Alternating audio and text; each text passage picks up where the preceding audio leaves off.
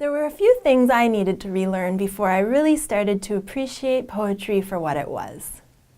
I think because of the way I was taught poetry in high school as part of an English lit curriculum, I really feared poetry. A poem was a puzzle I was meant to decode, and I didn't have the key. I wasn't smart enough, or I wasn't well read enough to understand all the allusions, or the poems we were reading were just not hospitable to me. They didn't invite me in. But then I was exposed to poems that surprised me in their simplicity. The language was not far from the language I use with friends. The subject matter was relevant to me. It wasn't in some weird archaic diction that was far off from my own experience.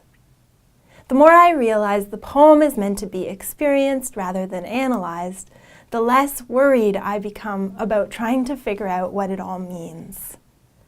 I had this set notion of what a poem can be and do, and every time I open a book of poems, I'm proven wrong. In this way, poetry never bores me.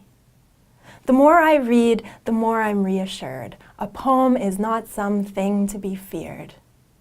The Greek word poem, it just means a made thing.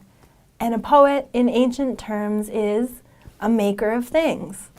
I think it's good to remember that poems are made of words and things and are not precious. It's amazing to me, in such a distractible, fragmented world, that one might pick up a poem and feel a connection.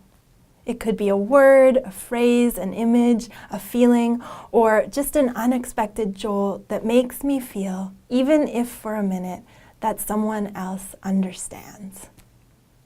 I read a line like, "Your ankles make me want to party," or "Wherever you're from sucks," or "I have a fish's tail, so I'm not qualified to love you." I'm reawakened to my senses, ready for whatever new experience the poem might bring.